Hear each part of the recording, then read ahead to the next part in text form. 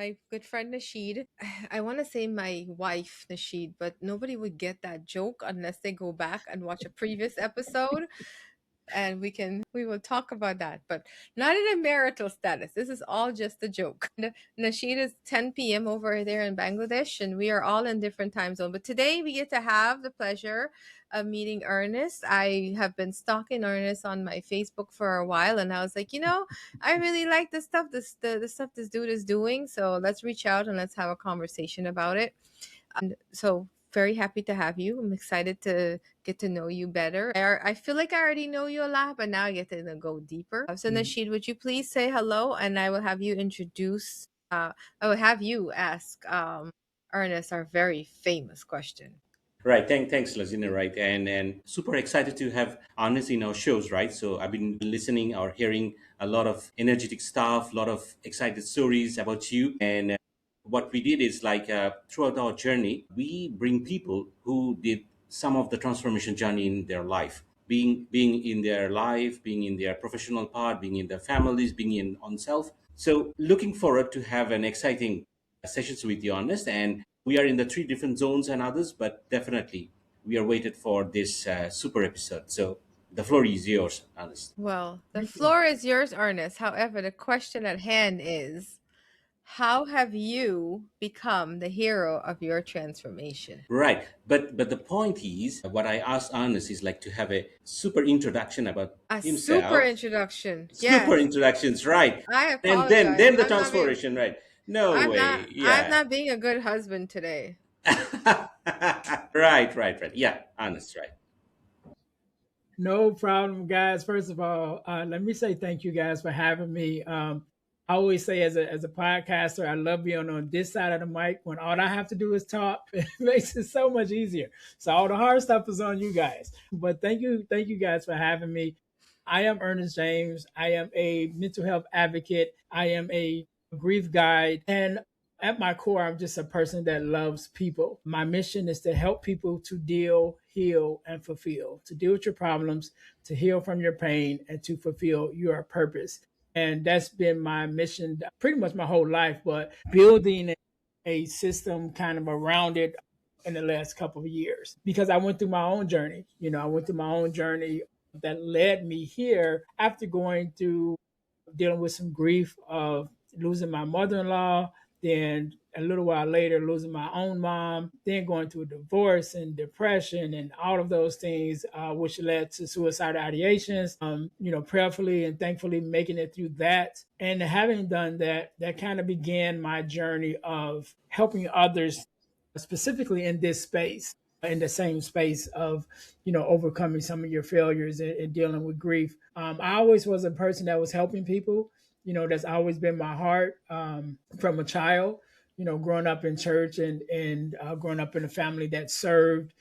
Going to nursing homes and senior citizen homes and anywhere where there were people that didn't often, as my grandmother would say, that's been shed away, whether they shipped them off or, for whatever reason they're there. And, sometimes you get lost in those systems and lost in those places where, they send you for whatever reason, for health reasons or whatever, and then nobody comes to see you, especially when you get older, or you're sickly. It's like you're kind of left by yourself. And so just growing up in a family that served, and so we would go to those places and have service and bring gifts and things of that nature. So just being raised that way and definitely having a heart to serve people and to help people, like as much as I can. That's been my journey. And so podcasting is part of that, and doing these interviews and just getting the message out and really just sharing my story and my expertise in some cases of what I've been through and how I made it over. And so again, thank you guys for having me. Oh my gosh, great to have you. I'm sitting here and you're talking, and I like to say that I like to see, I like when people's inner child shows up in whatever they're doing. And you have the yellow glasses and the yellow shirt. Look at you. I'm like, oh my God, he's totally doing everything. I love it. Yeah. So I always wear sunglasses, and it's kind of funny because when I do these interviews or when I'm speaking on stage as a speaker, people automatically think like I'm an extrovert, but I'm not. I'm actually an What? introvert. I'm actually an introvert, right? And I'm Lies, usually, lies. no, really, I'm usually quiet. And Yeah. I started wearing sunglasses because I have a, well, number one, I like to people watch. So, that way people don't see you staring at them. But I have a slight insecurity of meeting new people, right? Like introducing myself. Like if you already know me, then I'm good. But to come up and say, "Hey, how you doing? My name is Ernest." I have like an insecurity, and so I wear sunglasses because it's kind of. If you ever seen that movie, the Adam Chandler movie, I can't think of the name of it, where he has the son that he adopted, or he found out Oh that it's supposed to be yes, his son. Grown yes. up too. Grown up too, right? No, no, Was Yeah. it no, grown no. up? It's no, no, no. It No, was a it's grown this. up. Big I can't think. Daddy, something. Yes, I think that's it, Big Daddy. Big So Daddy. in that movie, he gives when the little boy is kind of nervous, he gives him the sunglasses to say they're invisible glasses, and so when he puts the glasses on, he acts like he can't see him. Like, where did he go? So Mhm. I'm kind of like that with the sunglasses, right? Yeah. So to keep me kind of be comfortable in different spaces, I wear sunglasses. Well, when I started making my shirts for my company and everything, I did in different colors, and so I said, well, let me just get some sunglasses in different colors to match the shirts, and then that'll kind of be my thing, the sunglasses and the shirts. Mhm. So that's how that came about. Awesome. I love it.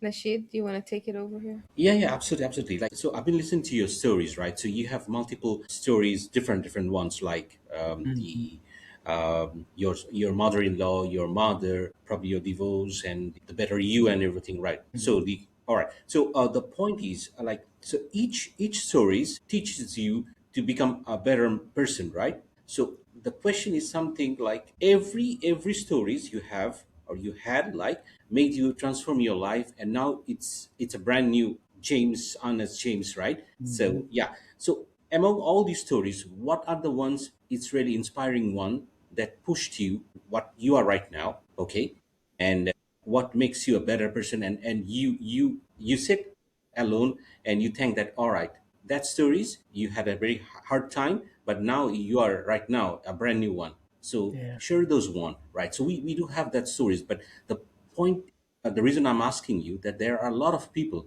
is it's matching with your stories, right? And but they can't transform because they want someone to guide them and everything. Probably you're the yeah. one, right? I got you. I got you. Definitely understand. So I will say, especially at this point in my life, the most transformational thing was coming out of the space of having suicidal ideations, right? Because that's a place where a lot of people don't make it back from. And so I'm very open about my experience. I talk a lot about it. I did a TED talk about it, because I want that message and I want that messaging of how to overcome that to be open to everyone. And so if I go back a little bit, I can tell you that story. And so again, going through losing my mother-in-law, first of all, I was very close to my mother-in-law. She was a beautiful woman, inside and out, and I was very close to her. And when she passed from cancer, and when we first found out, we were all, kind of like, dang. And it was like they were like, well, it's already in its last, the last stages. There's nothing they could do, and they gave her 3 months to live. She actually lived 3 years after that. So we had a great, we had more time with her. However, the last couple months, when it got really bad and she ended up having to go to hospice and she was non-responsive. And it was even funny when we went to hospice, right? So we went to hospice and we get there and we all walked in together as a family. And the people that was there was like, where's the patient? And she was like, I'm right here. And they was like, oh, because they like most people when they come here, they're being wheeled in a wheelchair or on a stretcher. And she walked in, and so that was surprising.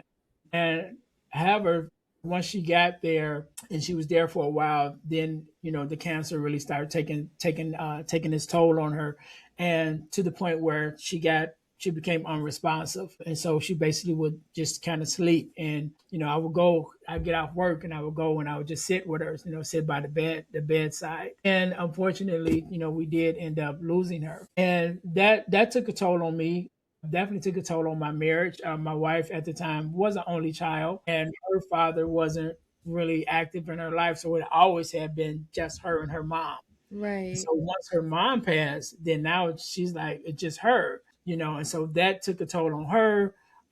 Definitely some changes in her personality and changes that she was going through, dealing with things which impacted the marriage. And so then we found ourselves talking about divorce. So still going through that process and those, dealing with that, my mom got sick and my mom ended up passing away from cancer as well. Oh, And so just doing that, and then also this is during the pandemic too, right? Or this is leading into the pandemic.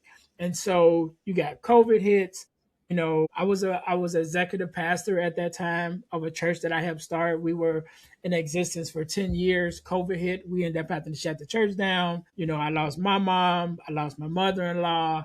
That sent me in depression. And with COVID, a lot of things started shutting down. So the work is not necessarily there, even though technically I'm an essential worker, as they called it, because I work in construction. So it was just all of those things. And I say, at that time, I was living a D life, right? I was dealing with death, depression, divorce, debt, just all the D things. And so even though we were going through divorce, or we weren't going through divorce at that time, even though we were still having conversations about divorce, me and my wife were still together and still living together. And so we have one child together. Both of us only have one child, which is my daughter. And my daughter at the time was probably maybe 7 or 8 years old. And so this one day, I'm sitting at the house. We're at the house together, and she's playing.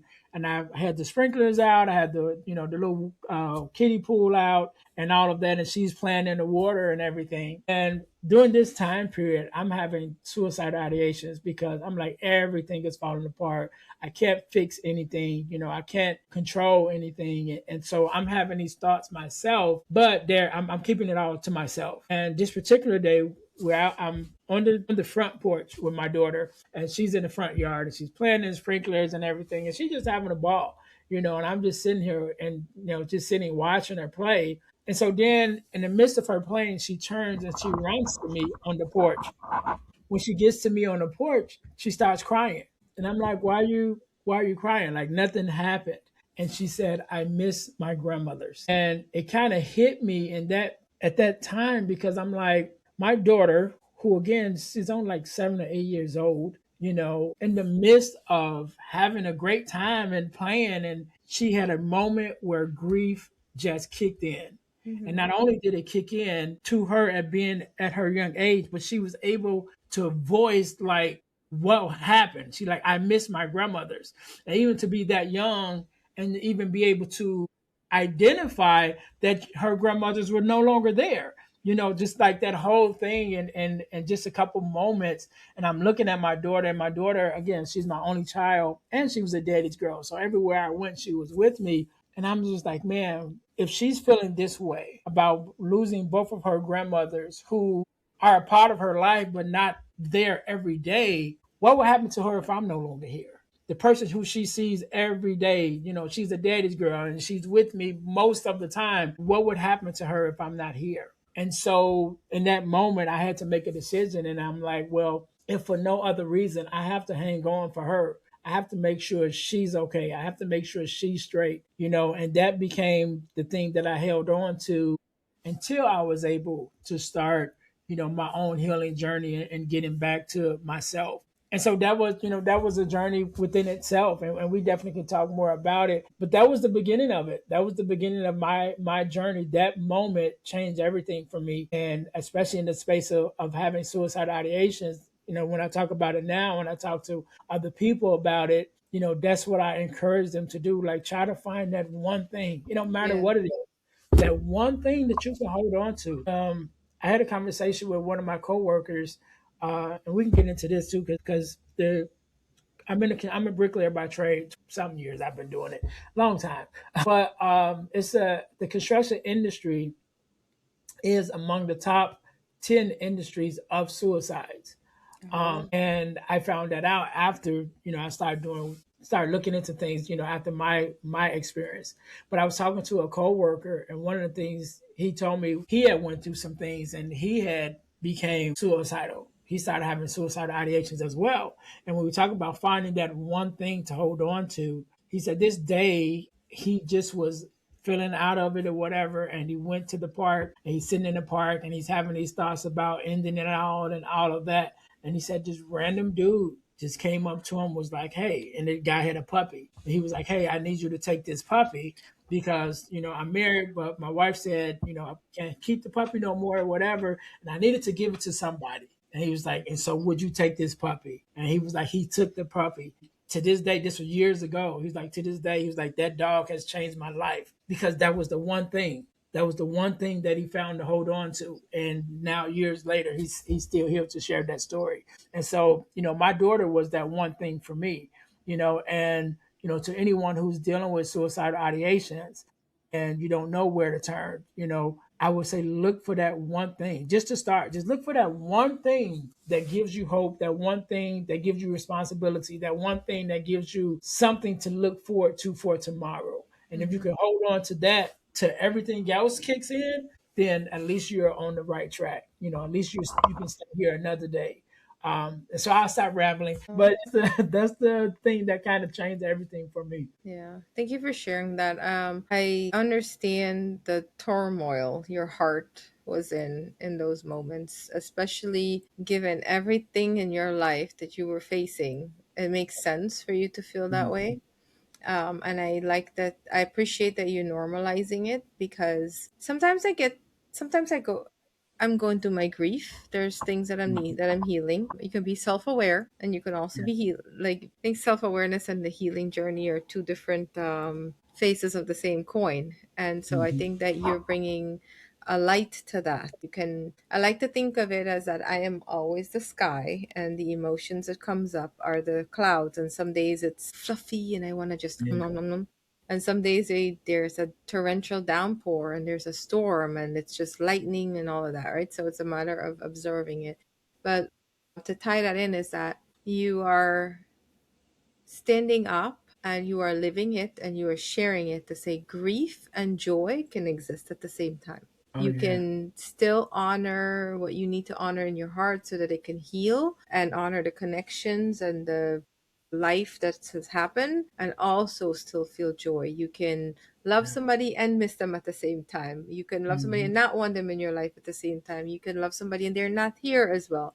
And it's about acknowledging the thoughts that are there and not pushing them away and Yeah. thinking something different. Okay, let me change my mindset. Let me think differently. You're honoring the feelings that's underneath it, and I think that's such a needed space right now because in the world of go go go and survival, or we got to thrive, or we have to make a meaning out of our lives, we're going to be faced with a lot of things that we're going to have to go through. And if you're going through depression and someone is coming up with a collaboration that's going to be meaningful, then you can use that depression to add meaning to that Mhm. collaboration. You can draw the strength from it and make it more something that is more purposeful. That's the one thing that you're talking about. I think you've described it very well, and I appreciate that work because right now I'm also kind of like heading into the grief space, and I've mapped the relationship repair language with how you can also map your grief to it. And I want to get more involved in there because at the end of the day, whenever we're going through something, it is an emotional need that is not being met. And once we can put a name to it, it makes all the difference in the world. So, hi, congratulations to you for stepping into that. And I'm Yeah. thankful that you were guided for it to be something that your daughter showed you. It's like Yeah. it's right here and it's all here. And that was such a tough time too. So Mhm. I applaud you for that. Nishi, Yeah. do you have anything to add before I start talking? Yeah, no, it's absolutely, absolutely, absolutely. The one is like I really admired that what you said, like the one thing, right? So this is the I think the most powerful one you have or you had that period of time because you if you didn't understand that one thing, maybe we are not sitting in this podcast because you may end Mhm. up doing something bad, right? But Yeah. something somehow this is the one thing is only matters because I didn't tell many people about that when I switched my job, right, back in 2016, right, where I was in corporates, and after just switching the job, and I got a lot of interviews. After 2 or 3 interviews, nothing will showed up, nothing showed up. And when I was at home, I tried to figure out applying the resumes and everything, but nothing came up, nothing came up. And when I dropped my kid at school, kid was very happy, my elder one was very happy. And also I have two daughters, so elder one was very happy, and she saying like, yeah, my dad is dropping me off and everything. So one day her friend asked her like, hey, your dad is dropping you, you're one of the blessed kids all around. But I found out that beforehand your dad was not capable of dropping you because of some reasons and everything. What your dad doing right now? And she said like, oh, my dad just switched the job, right? And now he's looking for a job. That's a young kid, but that really attracted me like, hey, I don't have job, and that's why they're talking against me, right? It's not against me, but all the negative energies came up to.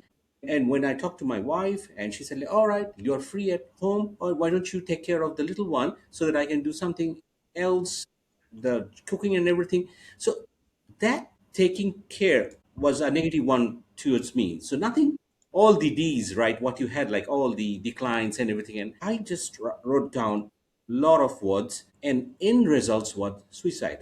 End result was suicide. I had a plenty amount of money because I had earned a six-figure salaries and everything. So nothing shortage with the monies, but the negative energies like pushed me, right? So should I do the suicide? Should I do that? Because I am not getting the job, I'm not getting any response from the family. They are not really showing the negativity, but all their words are coming towards my end.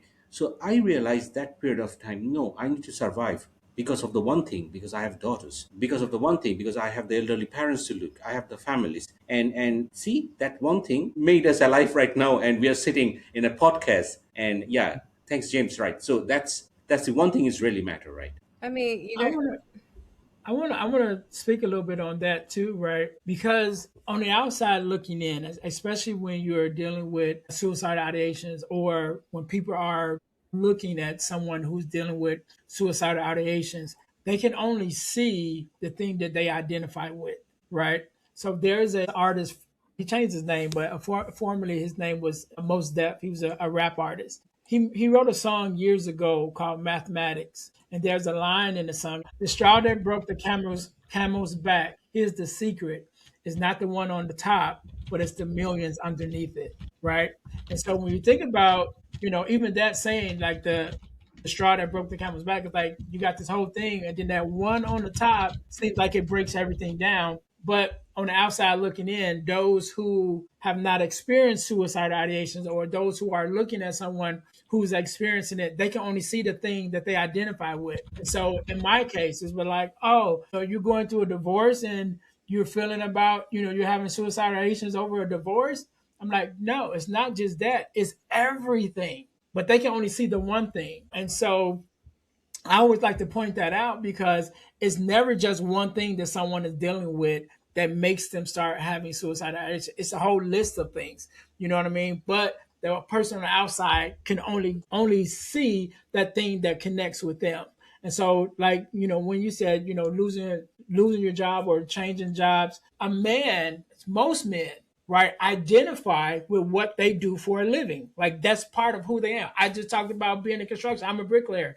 I wanted to be a bricklayer when I was in like grammar school. I already knew what I wanted to do. And so fast forward now to be able to do what I wanted to do and doing a job that I love for over 20 something years, that's a part of who I am. If you take that away from me, for a man as being a provider, identifying with what I do for a living, that's a hard thing for men, right? Take that and then put on, up under that, your house, things that's going on at the house, your daughter having a conversation about now you're not working. So now, all of those things, everyone else will only say, oh, he just changed jobs. There's no big deal. No, it is a big deal because there's a lot of things up under that you don't see. And so I like to point that out because people are quick to judge sometimes or are quick to try to understand what you're going through without knowing the full story. And so they look at again that one thing that they identify with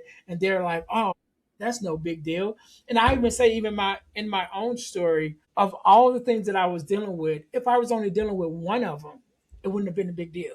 If I had lost my mother-in-law, which I love dearly, I still could have been okay. If I had only lost my mom, I still would have been okay. If I only lost my job, all of those things as a singular thing, I would have been okay. I would have hurt for a while. I went through some things, but I would have been okay. But all of them at the same time, that's what makes the difference, because now it's like, okay, I have all of these things that is happening to me, all these things that I can't control, all these things that I can't change. Now I'm feeling hopeless, I'm feeling helpless, and I'm just like, okay, now I'm just here, you know. And so that's when you have to start looking for that one thing, Yeah.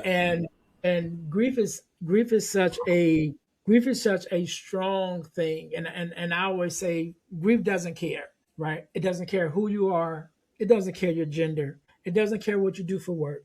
It doesn't care how much money you got. It does not care. And when it shows up, it's like, hey, I'm here. And you have to deal with it. You have to take it. You have to give it its time. If you don't give it its time, it's going to take time. And when it takes your time, it's going to happen at a time that's usually not in your best interest. If you don't take the time to grieve, if you don't take the time to process your emotions and those things, and you keep pushing it down or pushing it away, it's going to force its way into your life. And it's usually going to show up when it's not in your best interest, or it's going to show up at a time where you're not in a position to deal with it right then. And you don't know what will make it happen. You don't know whether it'll be a smell. I talk about my mom, whether my mom liked little brooches, the little pin things, and she liked the watches. So it could have been just walking in the store and seeing a watch and being like, my mom would have really liked that watch. And grief kicks in, and now you're crying in the middle of the shopping mall because you haven't taken the time to give grief its time and allow it to process, and allow yourself to process the grief that you're dealing with. Because grief, I would say, grief is like a hamster wheel. And once you get on it, you never get off. And if you think about when we talk about the grief wheel, which is that wheel as a diagram, or if you look at it as a pie, and it's a pie cut into slices, each slice is a different emotion that you deal with when you're going through grief. And sometimes that wheel, once you get on it, it rolls. And if you think about like the wheel on a vehicle, sometimes you're on a nice smooth road and you be like, all right, I got this. It's all good. And then you hit a pothole and it shakes up everything. And you're like, oh my God, I thought I was doing good.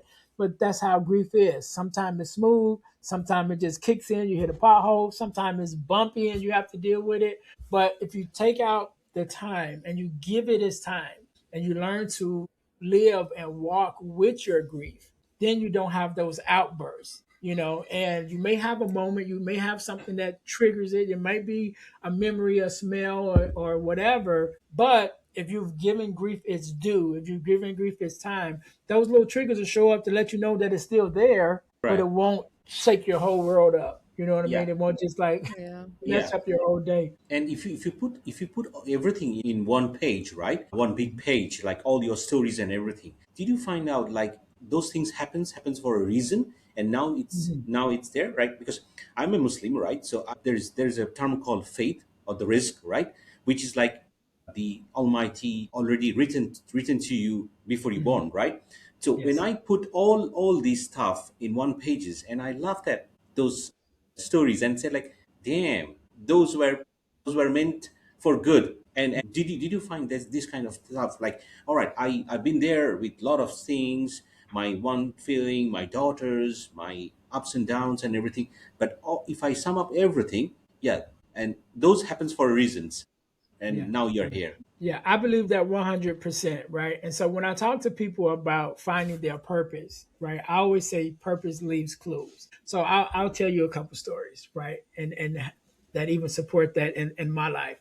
Um, I'll go all the way back. I'll tell you the first story. So the first story is I'm about 17, 18 years old, right? And I go to the corner store, and my cousin, we go to the corner store by our house just to get some snacks or something. It's like 10 o'clock at night. We just walk up the street and go to this corner store. So we're in the store. It's probably like maybe 7 or 8 people in the store. And we're in the store, and these two gentlemen walk in, right? So one of the gentlemen, two African American gentlemen, one of the gentlemen is probably like regular, 5 feet four or something, just a regular sized dude, right? but he's with this other guy, and the other guy is like 6 foot something. He's like a big dude, like a big football dude. So they walk in together, and the big dude is crying. So number one, African American guys don't openly share their emotions like that. For number Yeah, one, exactly. number two, he's visually just like crying, and they're coming into the store, and so the smaller guy is trying to console him, right? And so we get our things or whatever, and we go to the counter. When we get to the counter, they end up being right in front of us, and so just from the conversation that they were having, I could tell that it was a woman who had passed away. I don't know if it was a mom, sister. I don't know who, what relation or anything, but I know it was a woman. And again, the smaller guy is trying to console this bigger guy, and they're talking and everything. Then the big guy turns around and he takes his fist and he hits the top of the counter, right, like really hard. And so it's like in one of the movies where everything stops. You know what I mean? You see that in the movie where just everything stands still. It was like that. He hit the counter. It was like boom throughout the whole store. Everybody stopped, right? And everybody turns to him and he's like, I just want to get some cigarettes, right? And so everybody, it probably was like 4 or 5 people in front of everybody moved out the way. They walked up to the counter, got the cigarettes, they walked out the door, right? I don't think I've ever seen those two guys before that. I don't think I've ever seen them after that. I was 17, 18 years old. I remember that story vividly, right? Fast forward years later, when my mom passed, after my mother-in-law passed, after my mom passed, I started taking bereavement. Bereavement sessions as a part of a bereavement support group, and I started taking these sessions, and I really love it. I love it so much that after my session was over, I became a volunteer, and I volunteered there for a year. And then after that year, I left and I started a nonprofit organization called Ann Christine Charities. Actually, you can even see my little logo on here if you can see it. It's an A and a C with a ribbon wrapped Yeah. around it. So it's called Ann Christine Charities. My mother name was Ann. My mother-in-law name was Christine. And so Oh, I started doing bereavement support started doing my own bereavement support after I left the other bereavement people. And I started doing conferences and things like that, talking to people about bereavement and working through that. But that story, I just mentioned that story, and then to lose my mom, then to take the bereavement sessions, then start my own nonprofit doing it, and even leading to the work I'm now. Those all are clues that have been left throughout my life that I'm doing what I'm supposed to do, right? And so one of the other things in the midst of me coming out of everything that I was dealing with and finding my own purpose, right? God gave me this quote, and the quote says, pain births purpose, purpose births progress, and progress is the evidence that God is at work, right? And so during this time, I was doing some of the stuff I'm doing now, but not a lot of it. I was kind of finding my way. One of the things was the podcast, right? And so one of the things that I found out after my divorce was that every woman I ever dated was a fatherless daughter. And so again, with my heart was, well, how can I help these women that I keep coming in contact with? And I started a page on Instagram called Friend to Fatherless Daughters. And I would just go on and share my not expertise, but share my advice as a girl dad, as a brother to 5 sisters, watching my dad raise my sisters, and then even dealing with, the women I had been in and dated over the years. I started just giving information or giving my thought process on ways to help fatherless daughters. Well, this young lady contacted me out of the blue and said, would you like to be on my podcast? I had never done a podcast, never even listened to a podcast. But I was like, all right, cool, I'll do it. And so I did her podcast. After that, like 7 other people called me. And I ended up doing like 7 podcasts. And one of those podcasts was a podcast called Dads on Purpose, which was led by 2 girl dads, 2 fathers, young fathers. And I did their podcast, and I had the luxury of meeting one of them in person. I went to Texas. I ended up meeting him in person. We sat down and had lunch, and he was like, I think you should have your own podcast. And so I end up, I thought about it, and then it ended up starting the Deal to Heal with E. James podcast.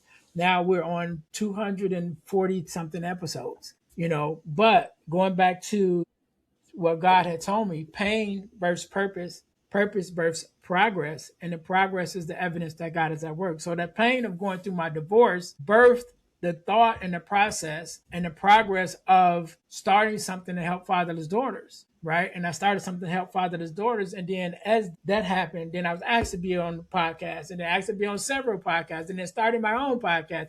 And so that process is there as you begin to look at, the things that are happening. You're like, okay, God, I see you working. I see how things is lining up, and that lets me know I'm on the right track, and I'm doing what you were having me to do. And so, yeah, all of those things, your purpose leaves clues, and there's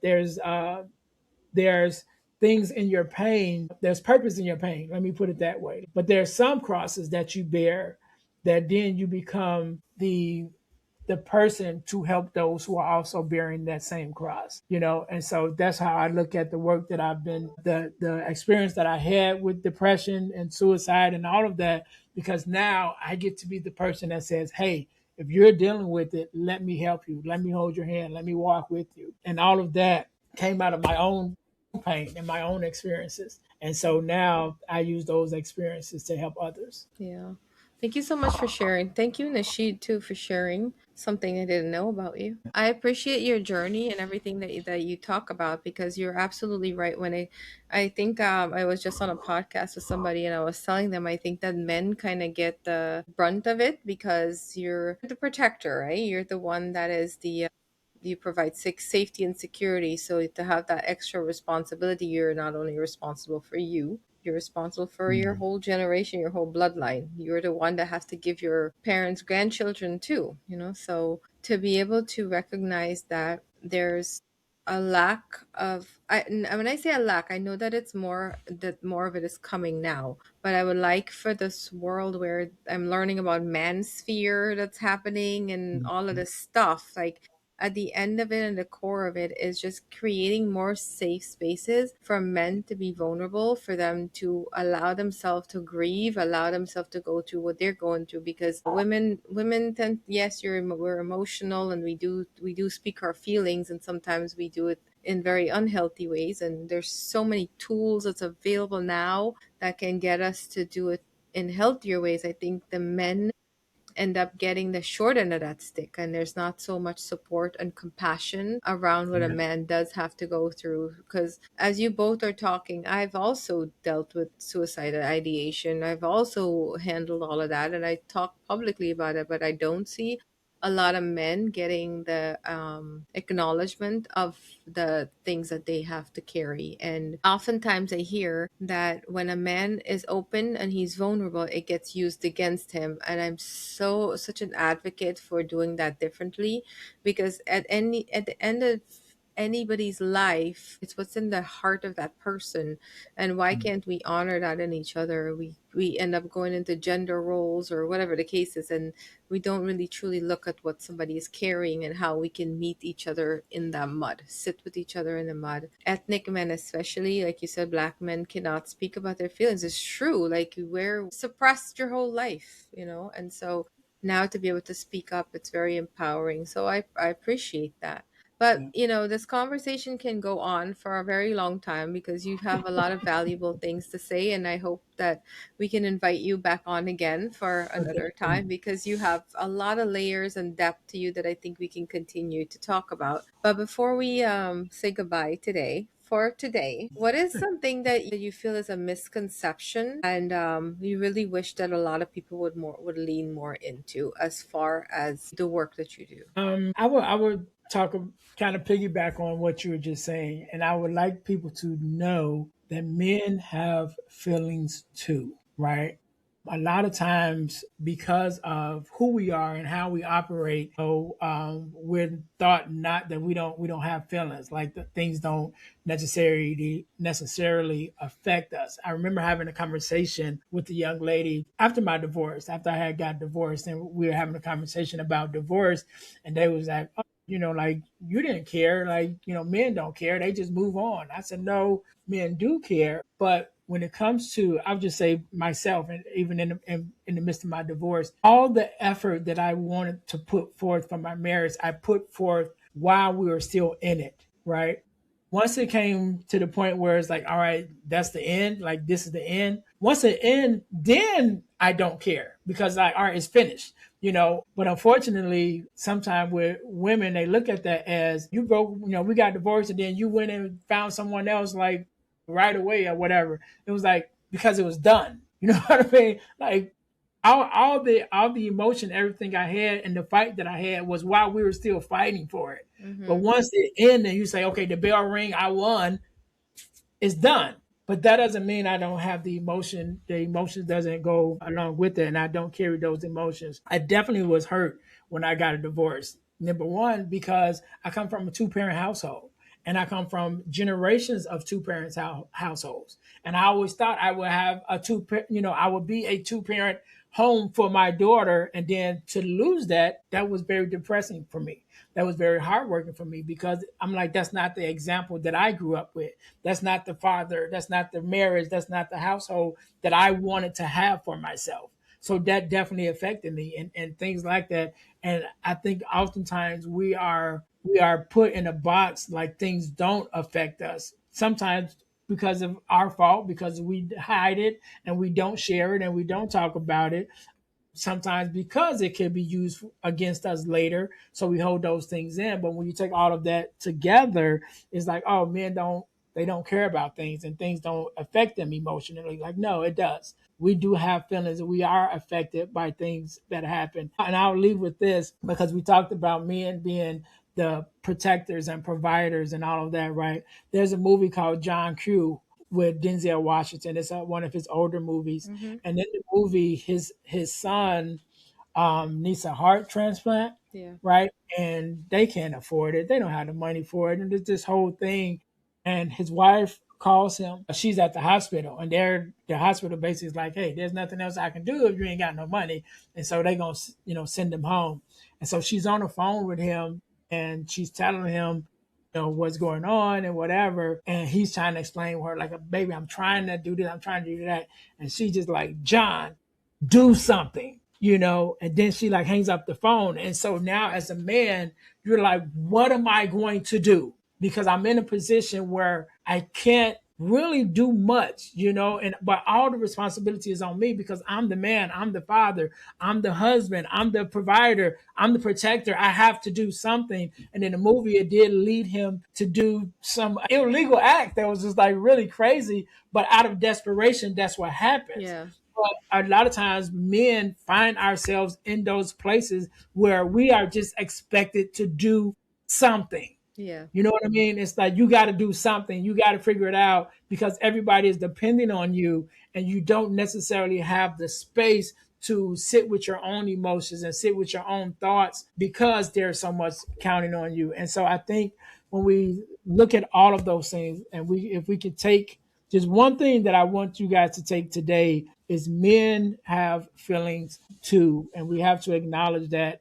And especially in the work that I do, especially talking about suicidal ideations, we can have a whole nother conversation about that with men dealing with that. And that's why I'm so open about my experience, especially to other men, because I want them to know, I want to provide that safe space for them to be able to have those conversations. And so I'll end there because I'll be going forever. But What I see in you that I see in me. Thank you very much for sharing all of that. And thank you so much for being on today with us. And, your vulnerability is beautiful because you also opened up, you create safety so that Nasheed could also be vulnerable. But I'm just picking on him. But thank you very much. It was really great talking to you today. And to our listeners, a man in your life, send him this so that he can also feel seen, heard, and understood. And we also understand his shoe that he's walking in. And anybody want to join us for more conversations, you know where to find us. And we'll put all of Ernest's information so that you can also me. Don't stalk him. You're just going to follow his work. I already did. I already did. I sent all the requests to you, honestly, right? So LinkedIn, Facebook, if you have Instagrams and everything, because yeah, you're the man. You're the man, Yes. right? Thank you very much for the thank work you, that you thank you. do. And we will see you on the next one.